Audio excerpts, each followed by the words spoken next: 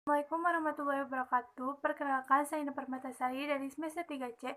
Di sini saya akan mereview jurnal karya Bapak M. Brandy Aridayandi SMH tentang kajian penerapan sanksi pidana terhadap pelaku yang melakukan perbuatan curang dalam bisnis dihubungkan dengan pasal 379A Kitab Undang-Undang Hukum Pidana.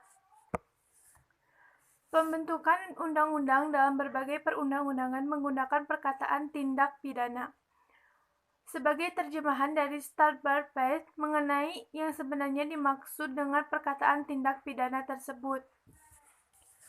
Diketahui bahwa yang dapat dihukum sebenarnya adalah manusia sebagai pribadi dan bukan kenyataan perbuatan atau tindakan. Akan tetapi, sebelum itu mengenai dilarang dan diancamnya suatu perbuatan mengenai perbuatan sendiri berdasarkan asas legalitas, yang menentukan bahwa tidak ada perbuatan yang dilarang dan diancam dengan pidana jika tidak ditentukan terlebih dahulu dalam perundang-undangan. Nollum delictum nulla poena sine propria lege penali. Selanjutnya mengenai bisnis, ada beberapa para ahli yang mengemukakan pendapat tentang bisnis kejahatan bisnis terutama tidak terlepas kaitannya dengan suatu tindak pidana, yaitu suatu tindak pidana yang dikategorikan sebagai tindak pidana khusus di bidang bisnis. Tindak pidana tersebut meliputi antara lain pelanggaran undang-undang anti monopoli, penipuan melalui komputer, pembayaran pajak dan cukai, pelanggaran harga produksi yang membahayakan kesehatan, pelanggaran administratif, pencemaran lingkungan hidup, korupsi, penyuapan, pembunuhan, dan sebagainya.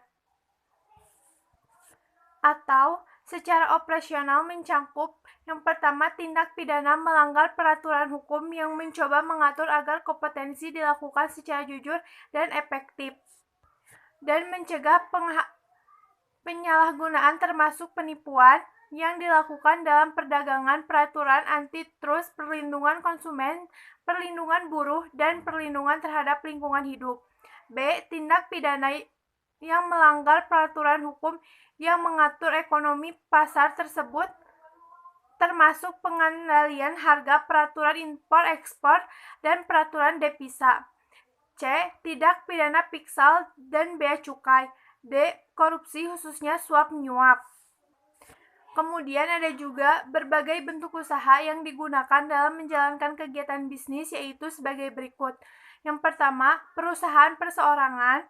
Yang kedua, firma. Ketiga, perseorangan komoditer. Yang keempat, perseorangan terbatas. Yang kelima, perusahaan negara, dibawahi dengan perusahaan jawatan, perusahaan umum, dan perusahaan persero. Yang keenam ada perusahaan daerah.